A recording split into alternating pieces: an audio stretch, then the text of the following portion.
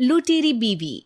नीता का परिवार उसकी शादी कराना चाहता है, पर नीता को अपने बॉयफ्रेंड से ही शादी करनी होती है, जिसके लिए परिवार तैयार नहीं होता। इन्हीं सब उलझनों के बीच नीता के पापा उसकी मर्जी के खिलाफ राघव और नीता की शादी करा देते हैं। शादी ਤਾਂ ਤੁਸੀਂ ਮੇਰੀ ਕਰਾ ਦਿੱਤਾ, ਹੁਣ मैं भी देख दिया ए परिवार खुश किवें रहंदा है। अपने गुस्से के चलते नीता शादी के अगले ही दिन से परिवार में सबको उल्टे जवाब देना, किसी की कोई बात ना सुनना और अपने मन मुताबिक रहना शुरू कर देती है, जिससे घर में सबको दिक्कत होती है, लेकिन नीता को कोई कुछ नहीं बोलता। एक दिन सास नीता के पास आती है। बहू, की गल तुसी किवें नाल या किसी गल से नाराज हो? तुहानू मेरी फिक्र करन दी कोई लोड़ नहीं, मैं ठीक हाँ। ऐसा बोल नीता वहां से चली जाती है, पर सास की बात उसके मन में रह जाती है। शादी के अगले दिन से ही मैं सब दे नाल किन्ना औखा बिहेव किता, फिर भी आ मेरे तो इन्ने प्यार नाल गल किवें कर सकदी आ। मां नू नफरत करनी नहीं आउंदी, ऐस करके वो सोचती आ कि एक ना एक दिन तुम्हारा गुस्सा भी खत्म हो जाऊगा। यह कदे नहीं हो सकता। इससे पहले राघव कुछ बोलता, नीता का मोबाइल बजने लगता है, जिस पर राघव वहां से चला जाता है और नीता फोन पर बात करने लगती है। जिसके बाद अगले दिन से नीता की जैसे ही आत्मा बदल गई हो, वो बिना किसी के बोले घर के सारे काम कर देती है। उसकी ऐसी काया पलट देख राघव और उसकी माँ हैरान रह जाते हैं। बहू, तबियत शबियत ता ठीक सी? तबियत छड्डो मां, मैनू लगदा इसदा दिमाग हिल गया। तुसी दोनों की गल करी जांदे हो? मैं ठीक आ ते मेरा दिमाग भी। बस आज रियलाइज हो गया कि मैं अपने गुस्से विच कितना प्यारा परिवार ठुकरा रही सी।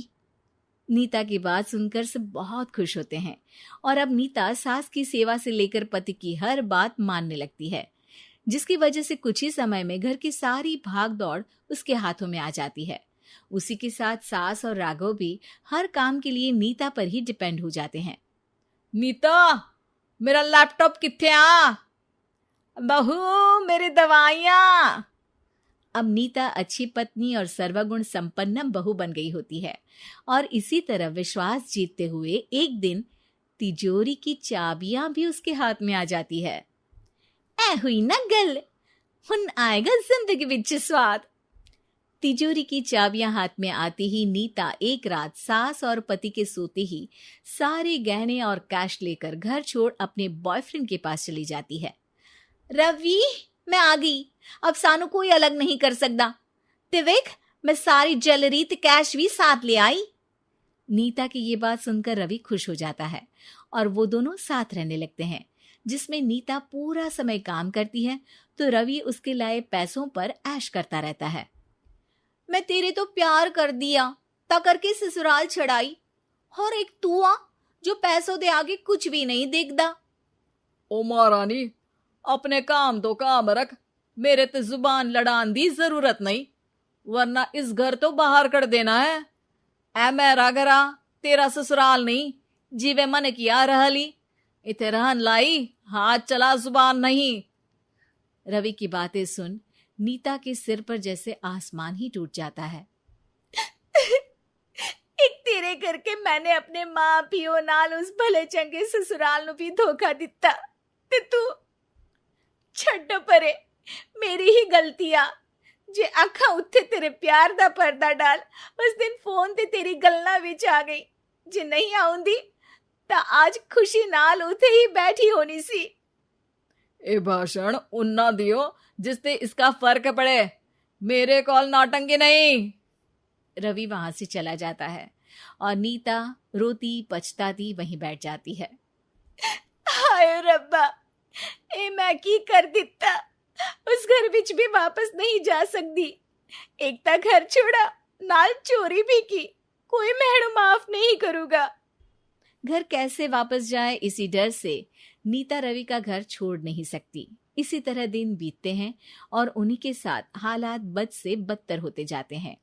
अब रवि पैसों और अपनी मनमानी के लिए नीता के साथ मारपीट भी शुरू कर देता है, जिससे परेशान होकर एक दिन नीता उसे छोड़ अपने ससुराल वापस आ जाती है। जिसे वहां देख राघव गुस्से से लाल हो जाता है। हुन इथे की लेना या हमारी जिंदगी के साथ घर ता तू पहले ही बर्बाद कर गई सी। जान दिया, मेरी गलती माफी लायक नहीं। मैं कमली सी उस ढोंगी नु सच्चा प्यार दे इस सच्चे प्यार नु बोझ समझती बैठी। मैनू माफ कर दो। जे मेरी नूर रानी समझ गई आ कि उस तो गलती हुई आ, फिर किस बात का रुसना मनाना। केड़ी नूर रानी? रानी बोलन जोगा इसने केड़े झंडे गाड़ दिए? मां याद कर, तेरे घर विच चोरी कर बहू ते पत्नी सब रिश्ते तोड़ भाग गई सी। और फिर की मानता रहिया, गलती हो गई सी। एक गलती ता रब भी माफ कर देता ते तू और मैं ता सिर्फ इंसान ही आ। माफ कर दे, मैं बोल रही आ ये दोबारा कदी कोई गलती नहीं करेगी। इसदा नहीं ता मेरा ही भरोसा कर ले। ठीक आ, जिवे तुहानू ठीक लगे, पर इसे बोल दे मेरे कोलो कोई उम्मीद ना रखे। तुसी जीवे कहोगे। अब सास हर रोज राघव को मनाने की कोई ना कोई नई तिकड़म बताकर नीता को उसके पास भेजती रहती है, जिससे कुछ समय बाद नीता का पछतावा और कोशिशें देखकर राघव भी उसे माफ कर देता है।